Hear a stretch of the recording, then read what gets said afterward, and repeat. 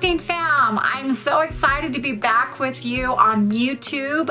This is my second video in the Valentine series for 2021, and these two projects are something that I absolutely love. They're a little dear to my heart. The first one's a painting project that I absolutely love because I love painting. It's one of my favorite things, probably the most favorite thing to do in the crafting world is to paint, because it's something that I just find a lot of stress relief in.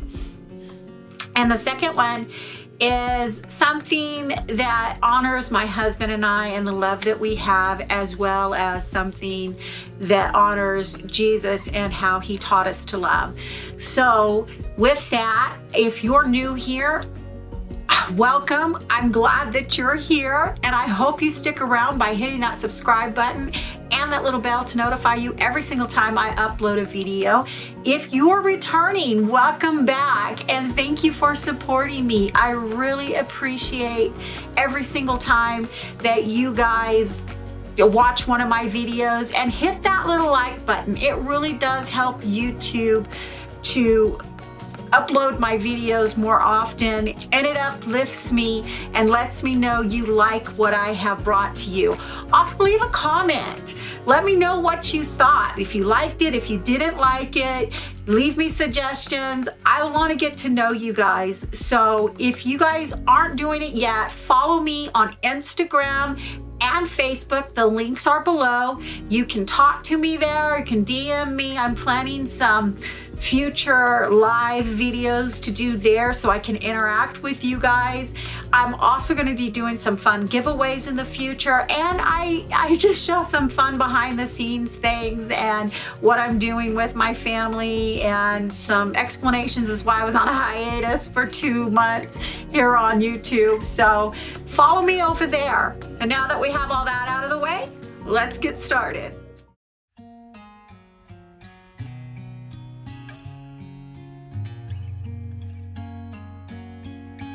For my first project today, I have this wonderful little wooden cutout of a truck from the Dollar General, and I know Dollar Tree carries something similar as well, but if you can't find it at Dollar Tree, they have them at Dollar General, and I love the little hearts in the back, so they're just perfect for Valentine's Day. And this is one of those little projects that's like paint therapy, and I love to paint. As you guys get to know me, you're going to know that probably my favorite thing to do in the world is to paint. And I'm not talking about painting houses. I'm talking about painting a picture, putting my heart and soul into something that just comes alive underneath my fingers. Now, I needed a new set of paints for a painting that I'm doing for my grandson bedroom wall. And so I was walking around Hobby Lobby and I saw these paints called gouache, and I've never used them before. It's actually the very first time I've seen them, and which is unusual because I paint all the time. I am partial to acrylics. I've used oils, but oils are so difficult to work with, and so because there's a lot of cleanup when you paint and you have to clean your brushes every day, I prefer to use acrylics because they're easy to clean up with. And I have used watercolors, but like I said, I like the opaque look, so I like my colors not to blend through and you see the paper behind it or the canvas behind it. So I come across these and they are opaque watercolor. So I decided to try them and see how they came out. And so this is the first project that I'm testing them on before I go ahead and paint my grandson's painting to see if I want to use them. And you know, my honest opinion is I absolutely love them. They're from Master's Touch. Now, I'm not affiliated with this company whatsoever, but I like their paints, and so I give credit where credit is due. And if you guys want to pick them up, they are $19.99 for this set. And I'm not exactly sure how, I think there's like 16 in there or something like that. And so, I mean, I just think they work great. And for the amount of paint that you get and for how long it's going to last you, because you just need a little bit to paint with, I think it's worth the money. So I start out with using crimson for the body of the truck, because like I said, I wanted a little red truck for Valentine's Day, and I just put a little dab onto my palette and I just paint my truck, and I'm using it without diluting it. So I'm just using it straight from the tube, and I'm not using any water at this point because I want, like I said, that opaque look. And the more water you add to it, the thinner it will get. And so I'm just gonna paint the entire body of my truck, and I'm using a small square paintbrush. And why I'm using this brush is because this is a smaller project. Now, using the square paint brushes, I love using them when you're just putting on your base coat. And the reason why is because you can turn it over on the flat side and you can get a good coverage over whatever you're painting. So let's say I'm painting the body of the truck and I need to quickly cover that. Well, I can use the flat side of the brush to quickly cover that with my paint. But then there are some areas on this truck that are not defined, and you need to define that with some kind of a detail brush. Well, you don't have to get a different brush if you're using a flathead brush. You just turn it over to the thin side, to the skinny side of the brush, and then you can define that edge of the truck without overlapping the color into an area that you might want a different color, like say the tires. So that's why they sell these at the Dollar Tree. That's why I always use a flathead brush. Now, if I'm using, like, let's say the painting I'm doing for my grandson, it's a bigger painting, so I'm going to use a bigger sized flathead brush or a bigger sized brush to go ahead and put down my base coats in the bigger areas. So use the size brush that's that is according to whatever project you're using it on. And since this is a small wooden cutout, I don't need a very big brush. But a flathead brush is good when you're putting down your base coat before you start to put on your details. Now, I painted that little heart in the corner there with the crimson, and the reason why I did that is because I'm fixing to get my brush pretty dirty. I'm fixing to put some different colors on it. So before I got my brush dirty with the other colors that I'm going to add dimension to the truck with, then I decided to go ahead, because I want that to be a true crimson heart. I don't want it to have any of the rusted out colors on it. And you can see that now I've switched to a detailed brush to paint those black tires because I want it to be more controlled. The smaller and the more detail your brush is, then the more control you have over it while you're painting. So just remember that if you're wanting smaller areas or you're wanting to really paint your lines out and you want to be careful, then use a smaller brush, like maybe a small rounded tip brush. I'm going to go ahead and start painting the truck in the areas where I feel like a truck would get dirty. I want this truck to be rustic. I want it to be a rusty old truck. And what you're gonna notice that in a lot of the things that I do, I rust things out. I like them junked. And I know a lot of people are like, oh, what are you doing? But to me, I just like painting that way. You can leave it new. The truck looks absolutely beautiful the way it is right now with that beautiful crimson red on there. And if you wanted to paint sort of like an old restored truck, I think you could just leave it the way that it is right now. Maybe put a few highlights on the bumpers or something like that. But I like to rust mine out because I feel like it gives it more dimension. So you just take that same black and that same detail brush and you just put smudges, and you can see here that I'm using my finger, I'm using the brush, whatever's handy, right? Whatever works. I'm just smudging that in, just try to give some detail, some shadows to make it look as if it is. You're gonna see here where I'm putting the black over the fender. You're gonna see that fender start to pop almost in like a 3D effect where it almost looks like it's just popping right off that truck, and you can see how rounded the corners are, versus just leaving it one solid color. Now, when you're painting, have fun. Let your imagination run.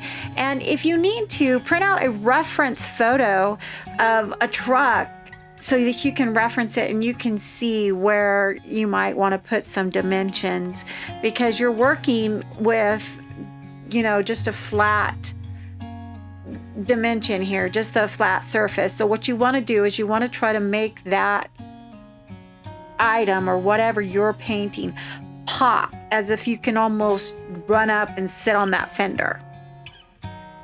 And you're going to see in just a minute, you can add just a little bit of water to your brush. See there on my palette where I have just a little bit of water. It really thins out that paint, and you can make it smudge. You can make it look where the red is just popping through there. And then you're going to see I'm going to paint that side step. And later I decide to paint it a different color, but you're going to just see just how watered down that paint can look. You can make it look almost as if it's just a stain. If you wanted to, that would be good. Have you ever seen those colored stains? You could do that as well, where you can make the wood grain show through just by watering down this paint. Once I get the bed of that truck rusted out to where I think I want it, then I go ahead and I take burnt sienna and I paint those side rails. If you've ever seen those old time trucks, they've always got those wooden side rails on them. And I wanted that to look brown. I wanted it to be, I'm gonna rust it out a little bit too, but I wanted it to be a different color than the truck itself. So once I put the burnt sienna on, then I'm gonna go ahead and I'm gonna start moving back to the rest of the truck, and I'm gonna start taking my crimson again, and I'm going to start highlighting back over that. Now, painting is all about layering. That's why I say don't be afraid of painting, because you don't have to commit to each stroke you put on your canvas. All you have to do is just simply, if you don't like it, then you just change it. Now, I knew that I was going to highlight this. I knew that I was going to make it, but do you see now where I'm coming back in and how that black gave it that depth, and then a little bit of watered down crimson on top of that now is making it pop just a little bit more. And I want it to just keep doing that, just keep coming alive underneath my brush. Now I take some of that burnt sienna and I'm gonna give it just a little bit of a rust look. And I want, like I said, I junk out my trucks, I junk out my paintings to make them look old and rusty. And that's simply what I'm doing here by adding different layers, different colors, a little bit of water, a little bit of opaque, just to make it, you know, look like a real truck.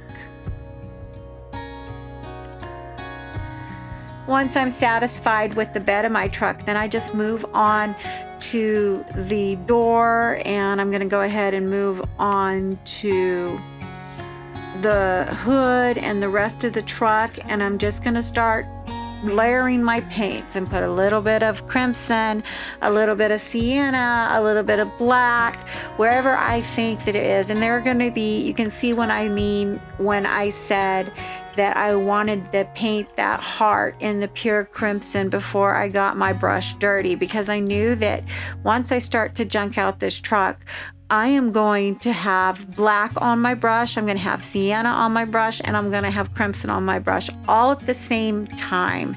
And so when I'm doing that, I'm giving my truck just a little bit of dimension, just as if you had an old truck with the original paint job on it, and it's been an old work truck, and that's your rustic farm truck. That's what I'm looking for. So then I take a little bit of dab of black and a little dab of white, and I mix it together with another clean detail brush, and that's going to give me the simulation of chrome. I want that to look at my beautiful little heart rims and that side step. I want it to have that chrome look. Now, of course, I'm going to rust that out too, because we can't have new chrome on an old rusty truck, but I wanted it to have that look of gray. And I go ahead and I paint out everything that I think on a normal truck would be chrome. So once I'm done with the rims and the side step, then I go ahead and I paint the headlight. Now this truck didn't have a defined bumper on the back or the front, but I wanted to give it a little bit of a front bumper, so I went ahead and just took my gray paint and painted that out to look like a bumper on the front of the truck. Now once I got the chrome everywhere that I wanted it to be, in the tires and the rims, so on and so forth, I took that gray paint and I just decided that I was going to highlight my truck where it might look like it was rusted down to the metal. So I just took that paint and I went over the natural edges of the cutout where they cut the truck out. And I just simply hit it with that gray to make it look as if that primered truck or that underneath metal was kind of showing through. And I'm going to go back and I'm going to touch that with some sienna and some crimson and just make it look as if it was rusted in those places. The paint wore off and it just got rusted. Now, once I was satisfied with my truck, I told you guys I was going to rust it out. And once I was satisfied with how it looked, then I went and I decided to introduce a new color, and that was rose to the palette. So I went ahead and I put that straight onto the biggest heart and I painted it, and it was such a beautiful color. It's almost red, but it is a pink. It does have a slight pink tinge to it. So I decided that I would paint the biggest heart that color, and I thought it was so beautiful when it was done. Now, once I got done with that heart, I just took a little dab of white and mixed it right on my brush. And then I took that medium heart over by the cab and I painted that like a light pink. See what I mean? I used the same brush that I used to paint the larger heart. I just added a little tiny bit of white to it, which created a beautiful light pink. And here I am showing you exactly what I was talking about with the flathead brushes. I'm using it to create a beautiful line that you can see where these hearts should have naturally been lined out. But because it's a cutout, it doesn't give you that definition. So you kind of have to create that yourself. So I'm using the fine edge of the flathead there to just give it a beautiful line. And you can find these brushes at the Dollar Tree. Then I took the crimson and I just added it right back to that same brush that I was using for the pink. And then it just turned into this beautiful fourth color. Fourth, fifth. I'm trying to remember how many colors are on my palette. But it turned it into another beautiful color that I could define that cutout heart with. And you guys let me know if you want to watch me do more paintings.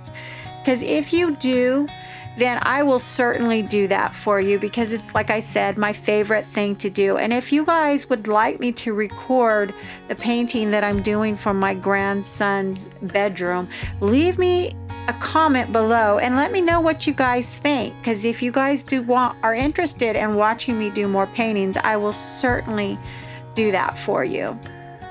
Now, it looked absolutely gorgeous just the way that it was, but I decided that I wanted to make those hearts pop a little bit. So what I did was I got a detailed brush and I got some white. And yes, I know I'm not using my palette because my palette's a little bit dirty and I'm just going right out, but I'm not using any other colors other than the white. And I'm just going to go ahead and paint a little highlight on each of these hearts just to give them that little fun cartoony pop there, almost as if they're heart balloons. Now, once I was done with my truck and my heart and I was satisfied, then I went back in for the stand, and I used the Waverly Antique Wax.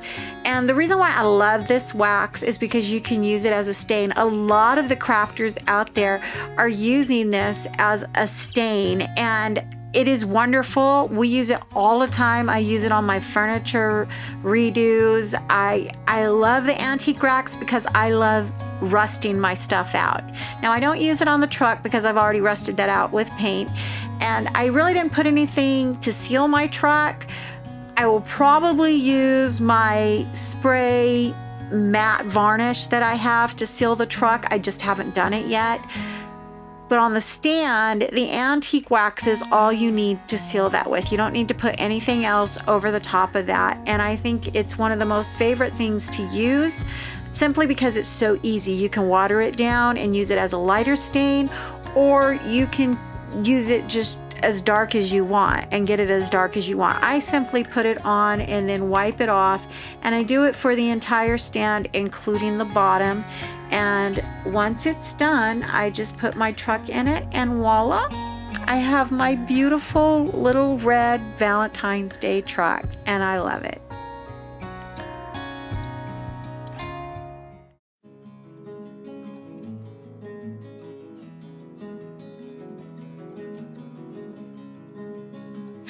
Since Valentine's Day is a day that we celebrate love, I wanted to do something that really captured the true meaning of love. And what better way to do that than 1 Corinthians chapter 13, verses 4 through 8.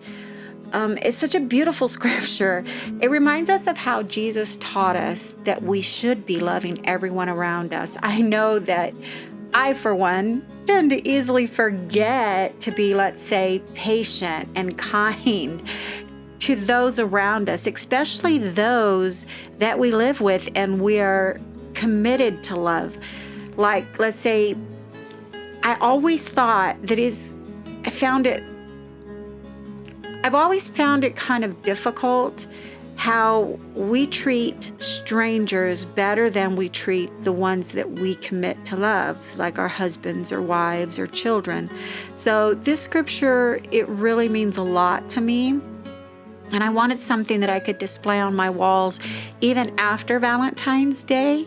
So this idea was a great one for me. And I had these two little signs that they're the love signs that I'd picked up on one of my hauls. And since we're not going a lot of places these days, I try to stay home as much as possible because I do have some underlying conditions that would make me susceptible to COVID. So I went ahead and I just started by popping the two little hearts off of these signs and saving those for a different project.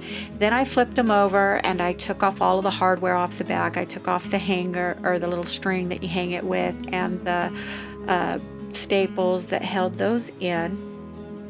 And because I wanted a flat surface and I didn't want the grooves that automatically come with this sign, then I went ahead and flipped them over, and that's the side that I'm going to use. I had these trim, it's finishing trim that I bought for Home Depot, and I bought them with the purpose of kind of sprucing up some old picture frames that I had, because I like things with a lot of texture and detail. So I had bought these for that purpose, but they were perfect for this idea that I had because I wanted them to look a little more high end.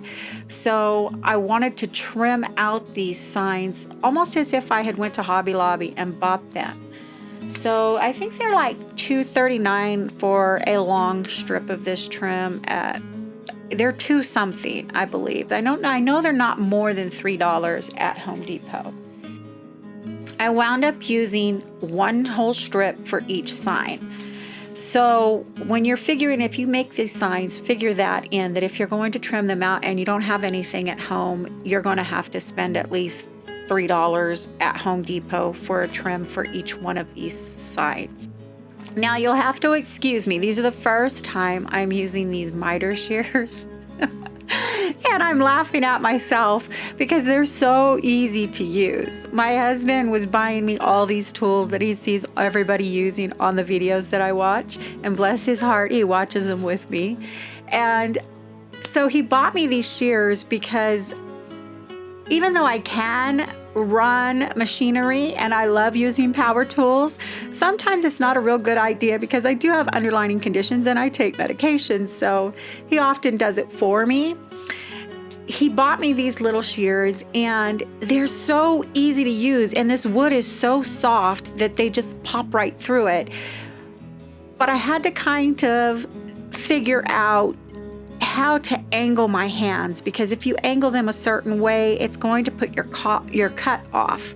So even though I'm cutting at a 45-degree angle, you know, if I don't cut it just right or hold my hands straight up and down, then I'm going to get it a little wonky. And so it took me a little bit to get, but once I got it, then it came out just fine. They came out perfect. And so I started out by just cutting the end where it naturally ends, the trim, and I just cut a little tip off of that at a 45-degree angle, and then I measured it by just putting it along the board and then taking the pencil and marking off where I needed to make my next cut. And I did that all the way around the board.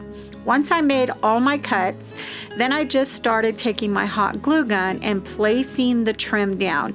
And the reason why I'm using the hot glue is just because I wanted to hold the trim in place until I flipped it over and put the staples in the back to really give it a good hold. Now, I will give you a tip. If you're using hot glue and not like wood glue or something like that for an immediate hold, make sure you squeeze that trim to the board really tight until that hot glue dries. Or you will find out the hard way, like I did, that the glue will dry in a kind of a bead along that edge, and it will leave a gap between the trim and the board. So you'll have to go back and peel off that glue and start over again. So just a small tip, if you're going to make this sign or any sign, you're trimming out any sign for that matter, and you just want something to hold it in place until you staple it, just remember to make sure that you squeeze it down tight until it dries. Now, once my trim was all glued down in place, then I just flipped my sign over and I started in the corners and I put a staple in each corner, and then I stapled down the sides so that it wouldn't gap in the middle and I would have a nice tight hold and it would be there for generations to come or however long I want this sign. Now, because I didn't have any white chalk paint at this time, like I said, I'm trying not to go out of the house. I'm trying to stay at home as much as possible. I had this white acrylic paint that I use for my paintings, and I decided to just use that. Now, it does have a sheen to it, which in the end didn't matter anyway because I'm going to Mod Podge it later. I was just thinking of that white. I just like painting with chalk paint. I was thinking of that white chalk paint because I like how you sand it down, and just it's so much easier to work with than acrylic when it comes to doing these kind of signs. But I went ahead and went with it because it's what I had. So it did take me a couple of coats. With chalk paint, I probably could have got away with one coat, one nice heavy coat on there. But with the acrylic, because it is thinner and it goes on much slicker, then I had to use several coats, about 3 coats for each sign to get it completely covered. And once I had covered it completely up, then I went ahead and once it dried, I painted the entire surface that I wanted for my sign, as well as the trim and the sides of the sign that are going to be visible. Now, normally I would do something to spruce up the back, like paint it. But in this case, I was just trying to hurry up and get my filming done because I had other things that I needed to get done. And so at this time, I wound up not painting the back. I may go in later and paint that out just so that it looks pristine. So I went ahead and painted my sign once the paint was completely dry. Then I took some sandpaper and I sanded it down. Now, I'm not really distressing this because I don't want a distressed look. What I want is just a smooth finish to go ahead and put my vinyl down on, because I am using my Cricut for the first time since I got it for Christmas. Yay! and I just wanted a smooth surface, so I just decided to sand it down a little bit just to give it a little bit of smooth surface. I don't need a lot of sanding. I didn't want to see the wood. I just wanted it to be smoothed out. And once I had that done, then I went and took my Waverly antique wax, and I don't want the entire picture to be antiqued out. What I just wanted was the trim. I wanted the trim to pop. That's why I wanted to put the trim on it anyways. I didn't want it to blend in necessarily, and I could have stained the raw wood. However, one of my strips of wood was a slightly different color than the other one, and I didn't know how the stain would take to that, if it would look cohesive or not. So that's why I painted it white first, and then I'm just putting the antique wax over the paint. And I love this look anyway. Sometimes I do this with a lot of my furniture that I flip. So, you know, it turned out just fine. I went ahead and I painted, I just put it on strong, just straight from the bottle onto the trim. And then later I went back with a wet brush and just started removing some of that wax until I got the look that I wanted. Now you probably could skip this step by simply taking a wet cloth, and as you paint the wax onto the trim, just start removing it as you go. But no, I always have to do things the hard way. So I was probably watching TV or something at this time, and I wasn't paying attention to, you know, all the steps that I was going through. So after that was done and I cleaned it all up really well, I had some oopses on the white where I wanted it to be pristine white. So I just went back in with some paint and I cleaned that up. And you could probably skip that step if you went ahead and taped it off. But like I said, I was probably just distracted and just going through to get the project done the way that I wanted it to look, and I wasn't really paying attention to the steps that I took.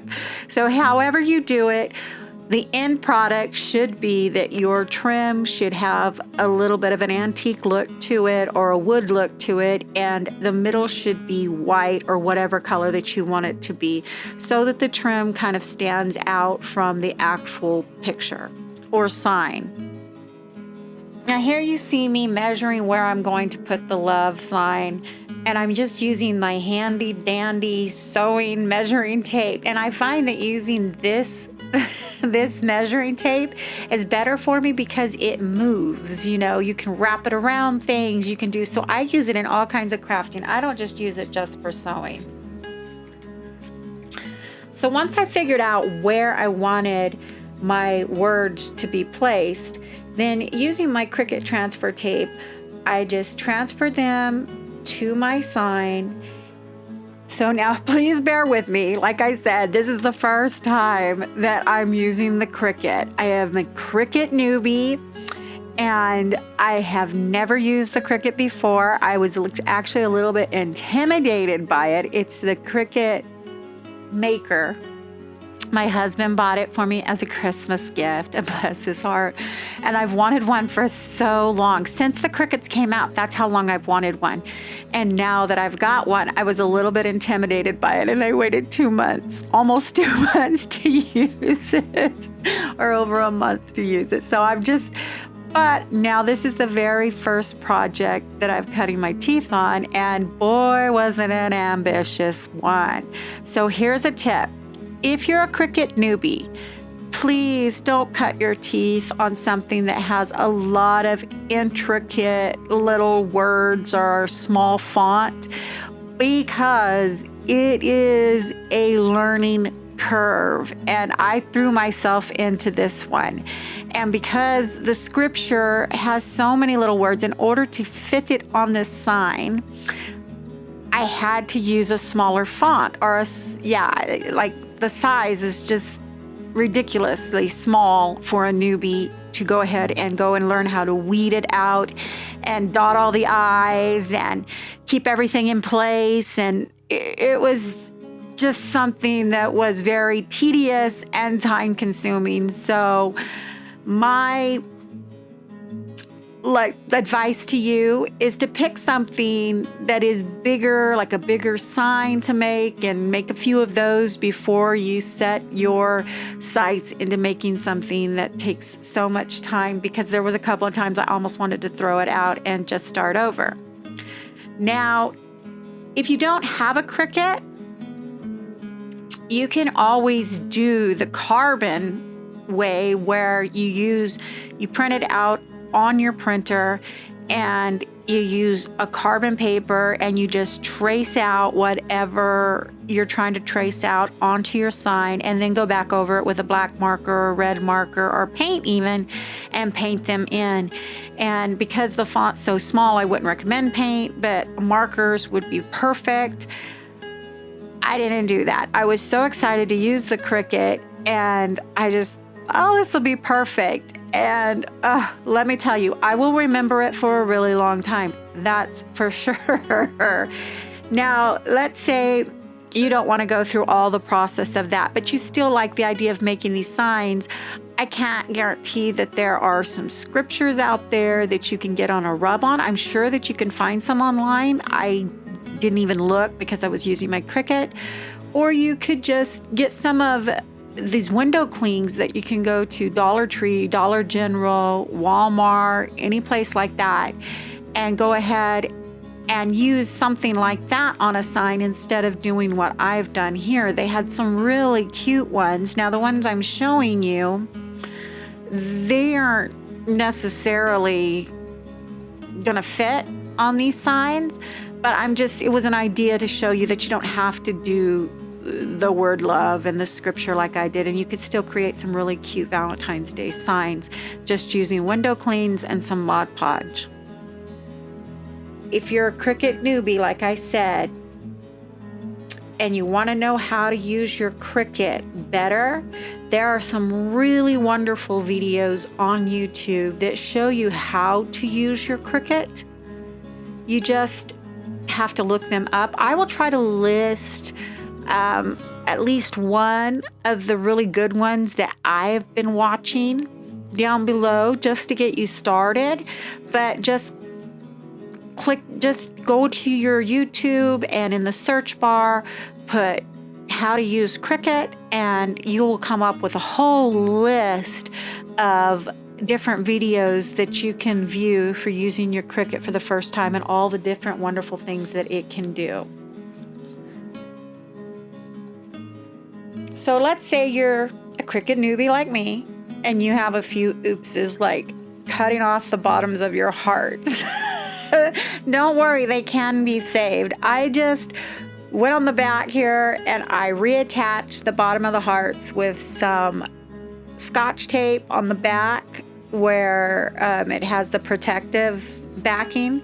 And then I used my transfer tape to keep it together when I went ahead and transferred it, and it transferred just fine. And you can't really see the seam of where I placed them back together unless you're looking really, really close. The reason why I didn't print more hearts was because I was low on red vinyl. And there's another tip. If you're going to do this project, then I suggest you using removable vinyl and not the permanent vinyl. We're going to Mod Podge it anyways at the end to seal it. Then you can just rearrange some of your letters like I had to do. I put Corinthians 13, 4 through 8 on crooked, and I had to remove that with my weeding tool and my spatula and just like move that around until I got it in the position where it looked straight. And so if you're a newbie and you haven't learned all the tricks of how to remove vinyl, put vinyl on, transfer vinyl, all those things, then I recommend using the removable vinyl. That way that you can pick it up and stick it back down and then just use Mod Podge to seal it afterwards. I wound up using 4 different fonts for this whole project, including one font for love, one font for my husband and my name and our anniversary date, one font for the scripture, and one font for the hearts. Now, I will list below where I get all of my fonts from. I just download them from free, and it's a really great site, and I will list that down in the description below. If you want to go in there, you can just download for free as a guest. You don't have to join or anything like that. Once I had all my letters and all of my scriptures and everything on the board as I liked it, what it looked good to me, and I'd moved all my letters around, like I said, and I'd got them into the place where I wanted them to be, then I just took the Mod Podge and I sealed off the whole project, and I absolutely love it. The only thing I would say that I would change about this project is after I had them displayed on the mantle and I was looking at them, I thought I should have changed the hearts around, because when I put them on the love sign, I put them facing the same way as love because I wanted love going up and down. I wanted it to go vertical.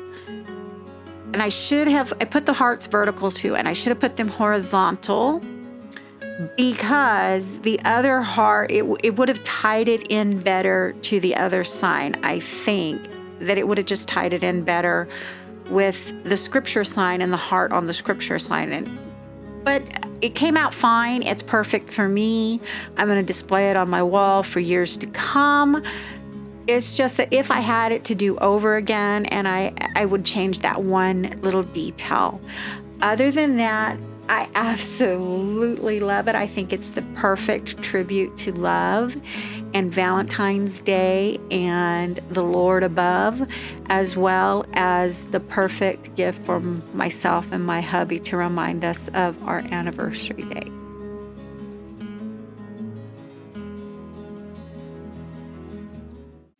All right, I hope you guys loved watching those as much as I loved bringing them to you. And if you haven't done it yet, hit that subscribe button and that little bell to notify you every single time I upload a video, as well as hit that like button so YouTube knows you liked me. So go ahead and hit the links below and follow me on my different social media pages. And if you guys do try any of these projects, please send me photos, because I love to see your guys' take on my ideas. And with that, we'll say bye for now.